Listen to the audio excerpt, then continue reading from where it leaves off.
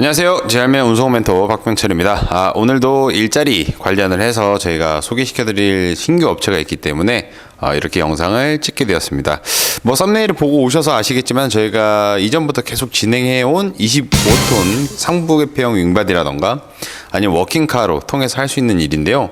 이전 같은 경우에는 웬만해서는 폐기물이 거의 주였다면은 이 해당 오늘 말씀드린 공고 같은 경우에는 전라도를 기준으로 잡고 있고요. 우드칩에 관련된 업체다라고 보시면 될 것 같습니다.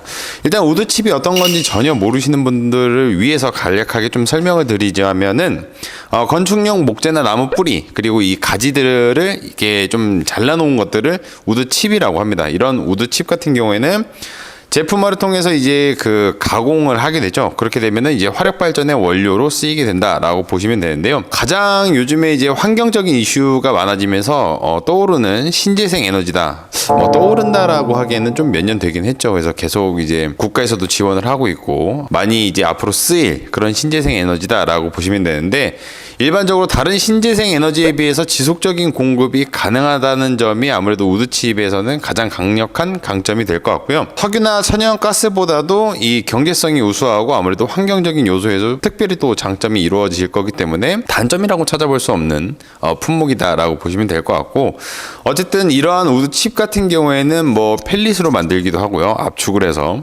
그리고 뭐 그대로 조금 더 파쇄를 해서 뭐 여러 형태로 쓰이기는 하지만은 일반적으로는 화력 발전이라던가 아니면은 저희 지역 난방이 있죠. 온수를 틀게 하는 그쪽으로 많이 쓰인다라고 보시면 될 것 같습니다. 가장 중요한 일 얘기를 이제 슬슬 해야 되는데, 간혹 이제 폐기물이나 아니면은 칩 이런 차이점을 좀 물어보시는 분들도 있고 같이 하는 거 아니냐 이런 분들도 있긴 하지만은 폐기물이랑은 약간 좀 다른 그 하차지나 이런 부분들의 성격을 보이기는 합니다. 보통 아까 제가 말씀드린 대로 화력 발전이라던가 아니면은 이제 그 지역 난방 쪽으로 쓰이는 반면에 폐기물 같은 경우에는 대부분이 지금 현재 대한민국에서는 시멘트 공장으로 가는 쪽이 많죠. 아무래도 폐기물 같은 경우도 신재생 에너지로 사용이 되고는 하지만은 일반적으로는 현재 대한민국에서는 그렇게 차이가 벌어진다. 그리고 폐기물이 칩 쪽보다는 운송료가 조금 더 잘 나오기는 합니다. 거리도 약간 멀긴 하지만은 좀 얘기하자면 또 길어지는데, 소위 말하는 업자분들께서 단가 후려치기라고 하죠. 그런 것들의 결과물로 해서 폐기물이 조금 더 올라가게 되었습니다. 운임료 자체가 조금 그런 부분이다. 그래서 칩 같은 경우에는 어떻게 좀 더 효율적으로 일을 하냐가 굉장히 중요할 거고요. 제가 말씀드린 이 일자리 같은 경우에는 굉장히 강력한 강점이 있다 라고 보시면 될 것 같습니다. 첫 번째로는 두 회사의 그 노선을 말씀을 드릴 건데 약간 비슷할 수도 있으니까 잘 구분하셔서 들으셔야 된다는 점 알고 계시면 좋을 것 같습니다. 첫 번째는 나주를 기준으로 해서 전주, 익산, 군산으로 왕복을 하는 곳인데요.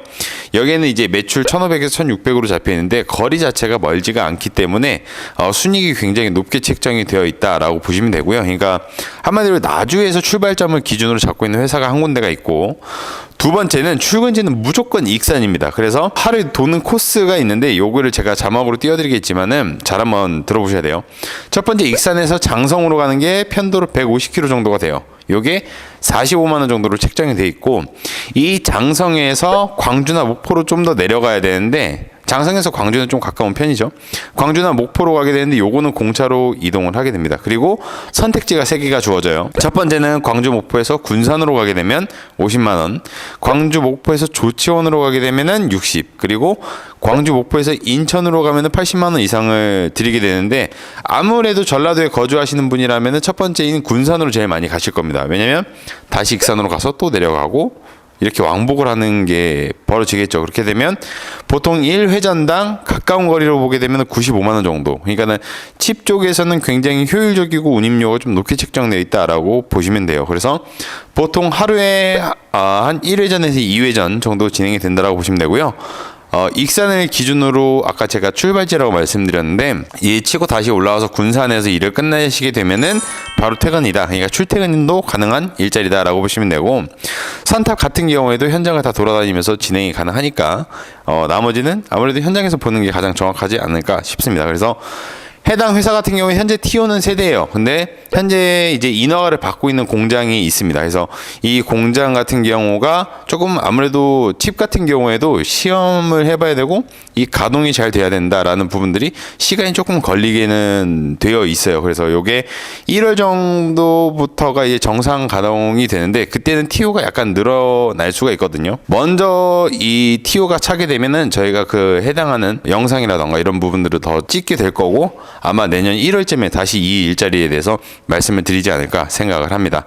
아까 처음에 제가 말씀드렸던 것처럼 필요 차량은 이 워킹카 그리고 상부개폐형 윙바디가 될 텐데요. 금액적으로 따지고 보면은 상부개폐형 윙바디가 굉장히 상대적으로는 저렴합니다. 그래서 어떤 차량이든지 상관없고요. 그리고 중고차여도 상관이 없고 차주여도 상관이 없으니까 궁금하신 분들 그리고 직접 보고 싶다 하시는 분들은 바로 연락을 주시면 될 것 같습니다. 이 영상을 기준으로 해서 제가 추가적으로 이제 소형 관련된 수도권 일자리, 뭐 경상 일자리 계속해서 이제 화요일, 목요일을 기준으로 해서 이번 달은 꽉 한번 채워보려고 합니다. 그래서 영상을 지속적으로 보시려면 구독과 좋아요 꼭 해주시고요.